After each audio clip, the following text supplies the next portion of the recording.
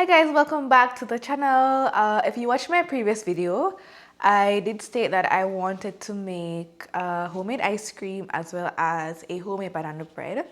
The video would have been slightly too long, so I've decided to just put it into two different videos. So right now I'm just going to show you how to make my homemade ice cream super easy, as well as my banana bread. I'm not gonna be using measurements like for every single thing because I just know it out of my head how to make it. But I'll try my best to just show you a scale of what you could possibly do if you decide to make this at home for your families as well. So we're gonna start with the ice cream.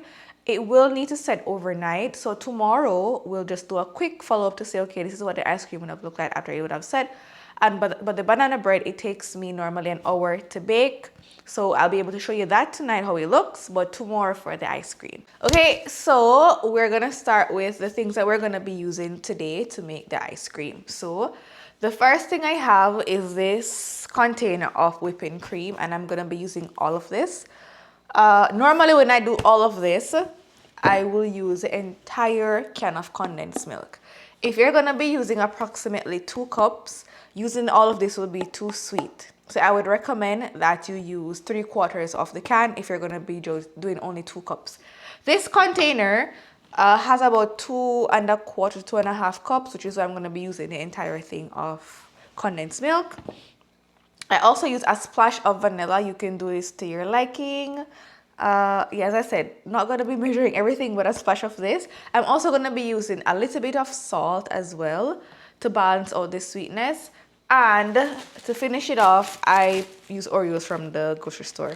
So for this, I just placed some Oreos in the bag and I just smashed it to easier cleanup. And we're going to add this in at the end. All right, so we're going to start by pouring our whipping cream into our container.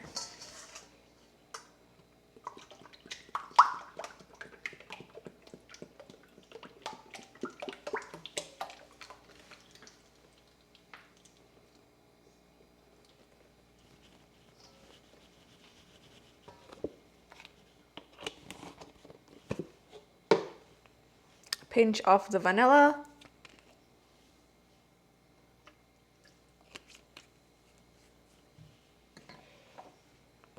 A little bit of salt.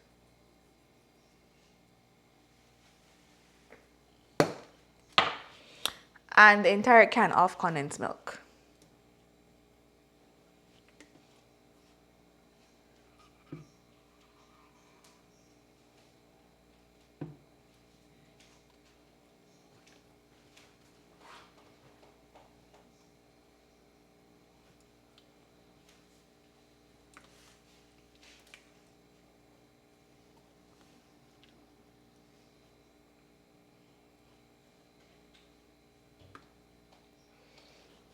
Okay. After that's done, I'm going to take my hand mixer and I'm just going to be mixing it until you have steady peaks forming throughout. Then we're going to add the Oreo after that.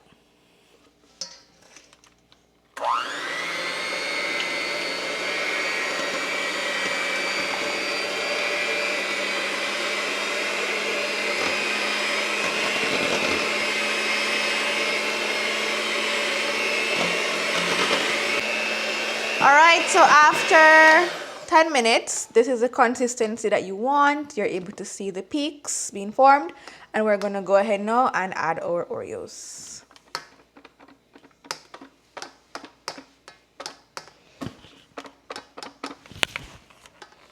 Let me just use my spatula to clear this off.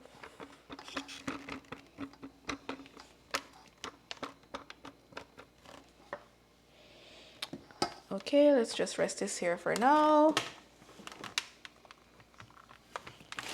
And our crushed Oreos from earlier. Open the bag, pour it in. And we're gonna do half of the other bag. We're gonna use the remaining half to top it once we have placed it in our containers.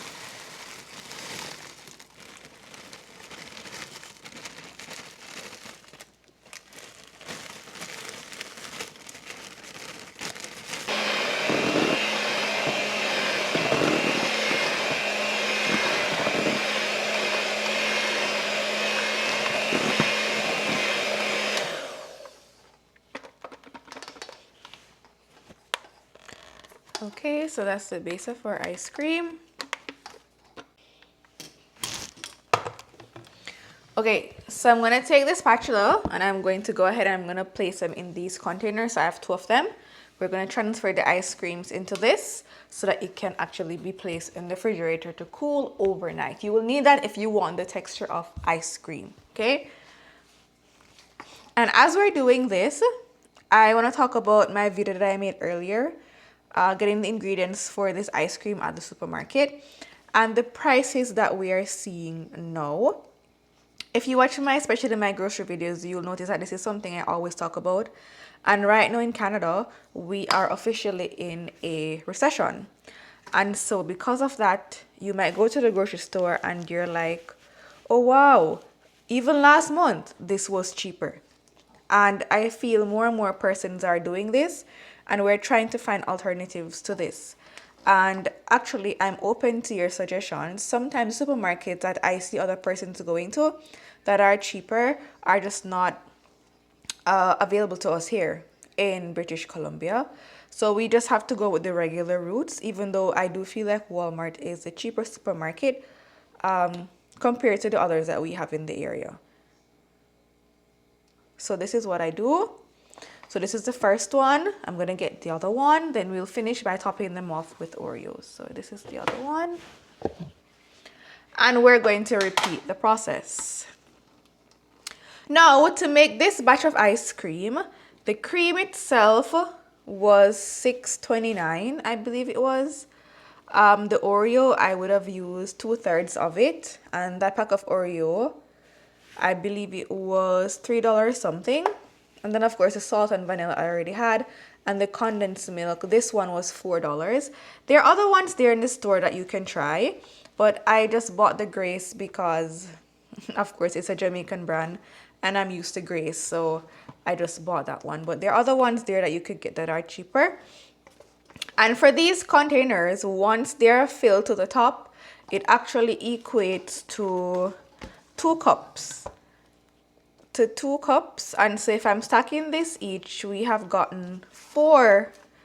We have actually gotten 4 for this one container and then for the other container. So we're able to double that amount to 8 cups of pure ice cream, right? And you can actually do this at home as what I'm doing. And I'm just using cookies in mind. You can do whatever else you want. The base will be the same. So if you want to do other things, like you want to make maybe a vanilla ice cream, you want to do other flavors, you could always go ahead and add other things to personalize it how you like it. But from we have tried this, it has been absolutely wonderful. I'm just going to use my finger and just take off the excess here from the spatula. We have been liking this recipe, so we will continue to do this one. Alrighty, so maybe I should go ahead and smooth this out a little bit. Once the top is on, it's gonna be pressed down regardless, and of course it's your ice cream, so you could go ahead and eat that. It doesn't really matter. I'm gonna just wash my fingers off a little, and then I'm going to go ahead, take the excess, well, the extra Oreos that we had from earlier, and I'm gonna put a few pieces on top. Now back to my other argument that I was saying, making these things at home, it's quite easy once you are determined to make home cooked meals or desserts or whatever you want. So for us, we're really trying to make most of our meals at home because they're buying these groceries and they're so expensive. So why not use them to make your own meals at home? And sometimes because of this, whenever you go to eat nowadays, you're really not seeing the value for your money because you're buying the same things in store and you're like, oh my gosh. Or the quantity that you're getting is so small, and so now you have to really stop and think about what you're actually getting. So we are now complete. So you can have a look. So this is what they look like. And we're gonna cover them up, put them in the refrigerator until tomorrow. 24 hours later. All right, so we're gonna continue with the making of our banana bread, and these are the ingredients that we're gonna be using. So let's get into it. First thing we have will be our milk. So I don't normally drink milk, but I do use it for baking. For this recipe, I normally use 3/4 of a cup to make the banana bread, and it makes it really moist. I have 2 eggs here we're gonna be using, 3 bananas. For our baking powder and also the baking soda, I do use my measurements for that just to get it accurate every time. So you're gonna be seeing that. So I use 1 TSP each of those. And I'll also talk about the salt. For the salt, I use a minute amount and I use half TSP of the salt. For the vanilla, again, I just measure with my heart. Just put a little bit as you like. And also, oh, I forgot my cinnamon. I'm gonna get that. I'm also gonna be using 1 TSP of the cinnamon as well. Outside of that, we're gonna be using butter. And for the butter, I use half a cup. So I just put it in here. I melt it in the microwave and then I pour it in. For my sugar, I use, again, 3/4 of a cup of sugar, as I don't like the banana bread to be too sweet, so I do use that amount. And for the flour, I'm using all-purpose flour. Some persons also like to use baking flour, and I'm using 1.5 cups of that. So let me grab the cinnamon and we're gonna start. All right, so I'm gonna peel my bananas. Persons normally like to use riper bananas for the making of banana bread, but I'm gonna be using what I have today, okay? So I'm just breaking them up into smaller pieces so it's easier for me to mash.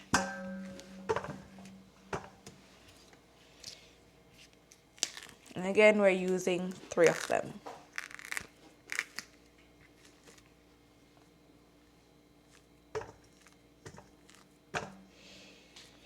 Now, I could use my hand mixer again to do this, but I've been using this whisk from before I bought the hand mixer, and for the banana bread, I just continue to do this. So I just hold it in and I smash it until it's a little bit of a liquid consistency before I add the rest of the ingredients. And also, this is because you don't want huge chunks to show up in your banana bread when you're eating it. Or at least I don't like that. So this should just take a few, probably 2 or 3 minutes to just get it to that consistency.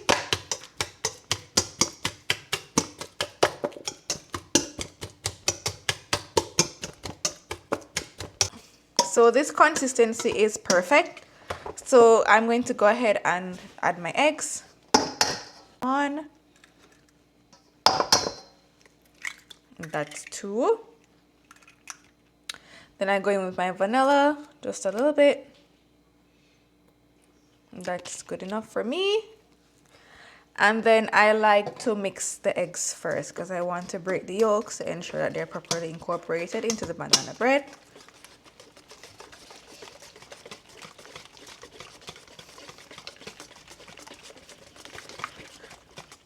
Okay, that looks good.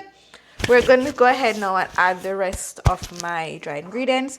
And for me, I do not separate as how some persons will do it, like a drying one and wetting one and put them together. I don't do that. I just do everything together, mix it, and bake. Quite simple for me.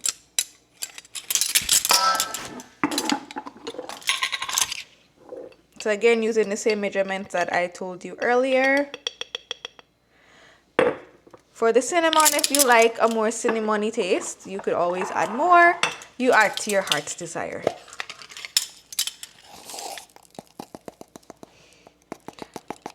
Now, one of the main reasons why I started to use the measuring spoon is because, especially using the baking powder and the baking soda, if you want your banana bread to rise, you need to ensure that you have these at the correct measurements. If you don't, you're going to have a flat banana bread that will not rise and will taste very chalky. And then you're asking, how do you know this? That's because I would have tried it in the past, making like my very first banana bread, and it did not go very well. So from that, I would have learned that to stick to these measurements is really the best thing. All right, so now for my sugar, as I said, I'm gonna add 3/4 cup of this. I normally have my smaller measuring cup, but I can't seem to find it right now. So I'm just gonna use this one and gauge it for the sugar.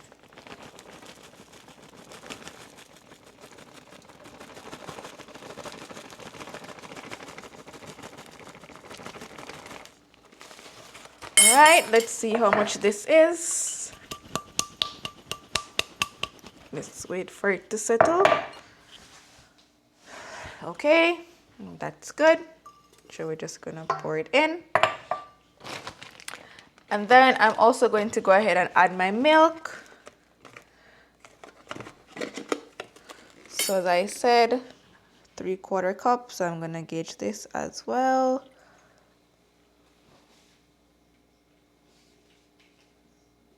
Okay, that's good. Pour it in. Then I'm going to go ahead and just melt my butter. So I'm gonna need about 30 seconds or 45 seconds to get the butter melted, and then I'll pour it in.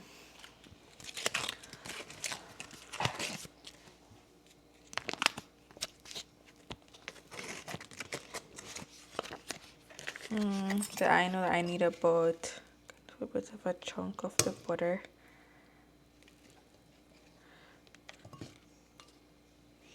And I'll melt this a little bit more so I can grease the container for the baking bread. So when it's finished baking, it will just fall out quite easily. So I just add a little bit more so that I'm able to do that. Okay. So I'll now go to the microwave and I add it for 1 minute. We'll leave it.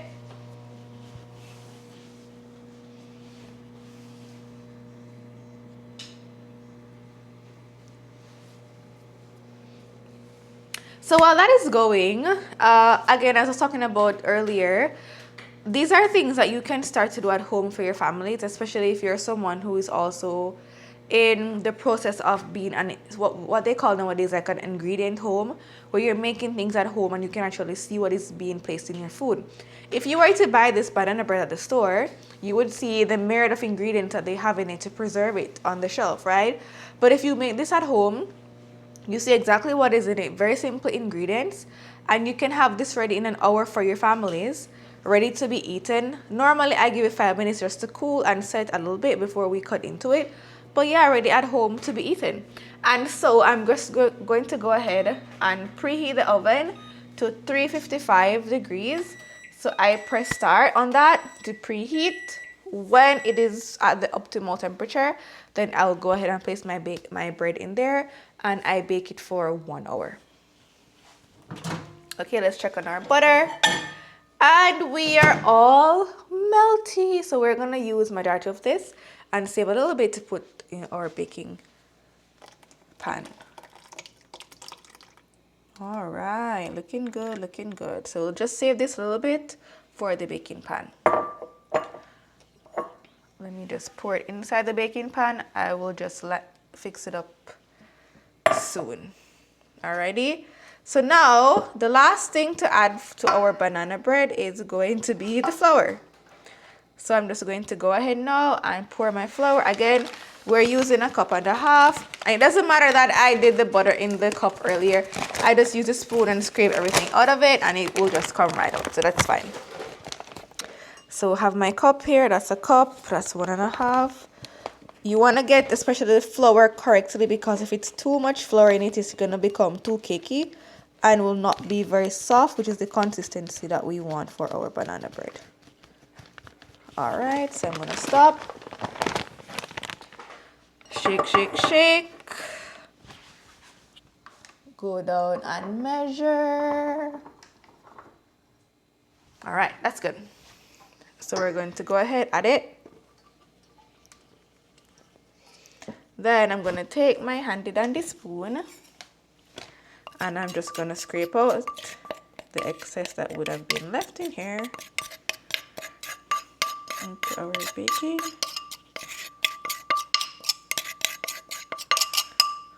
Okay, get rid of that for a little bit. I'm going to now use my whisk and I'm going to incorporate everything together. Now, as I said, different persons have their own way of doing this. Some people mix the dry separate from the wet, then they put everything together. For me, it doesn't really matter.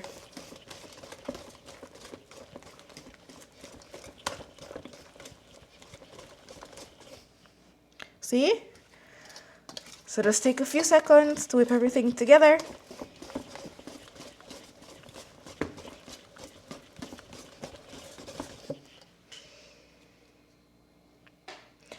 Doesn't that batter just look amazing?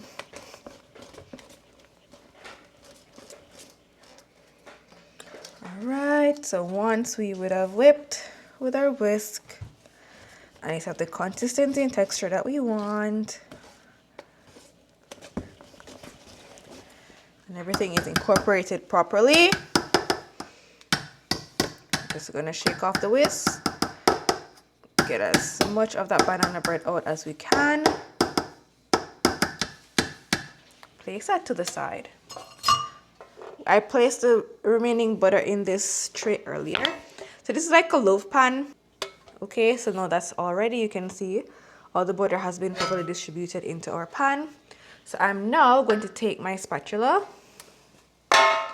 and I'm going to pour all of the batter into the baking tray. So just use a spatula to get all of it out, just like that.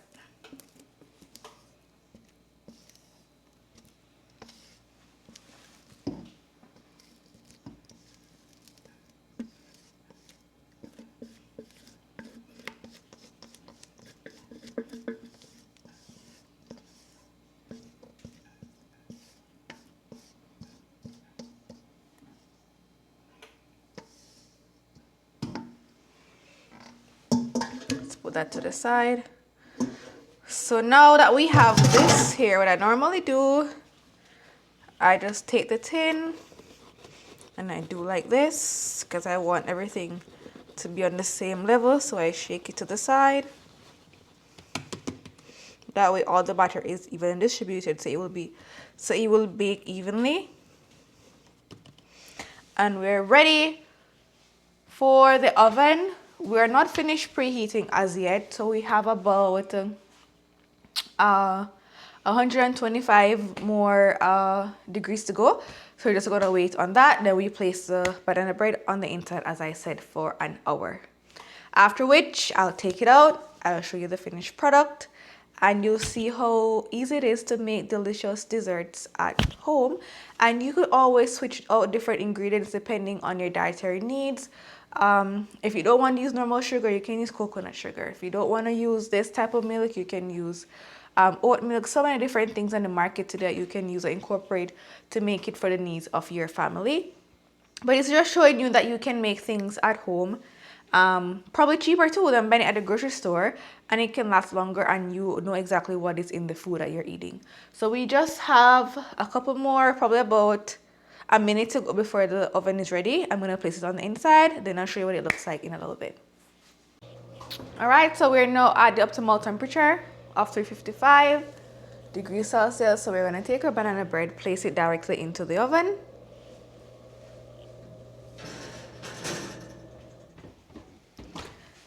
I'm going to press start, do my timer for 1 hour exactly. Then we're going to leave it.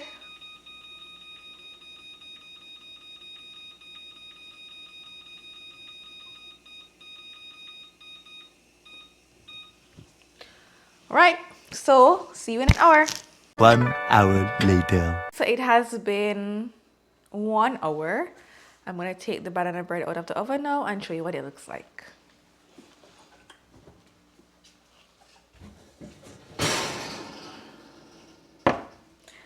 Okay, so this is what we're looking like. Normally, some persons like to put a little butter on it to allow it to glisten, but I'm not going to add any more butter. I'll take off my mittens. It's very hot, but I'll still show you. If you do like this, you realize it's very bouncy, so it's not hard at all. Perfect texture. I normally allow it to cool down for about 5 minutes or so before I even cut into it, because anything that heat that is left in it could actually start or continue to cook the bread itself, even though it is fully cooked at this point. But I normally like to do that. And as you can also notice, it has risen, and I was talking about that in the video, which is why I properly measure the baking powder and the baking soda, because without that your bread will be flat. with my perfect banana bread out of the oven, I'm going to end the video here. I hope you guys will enjoy this video, and if there's any other recipes that you guys would like or anything else that you like for me to make, just comment below and I'll be sure to make them for you guys. So until next time, please remember to like, share, subscribe to the channel. It really helps us a lot as we continue to grow on this channel. See you!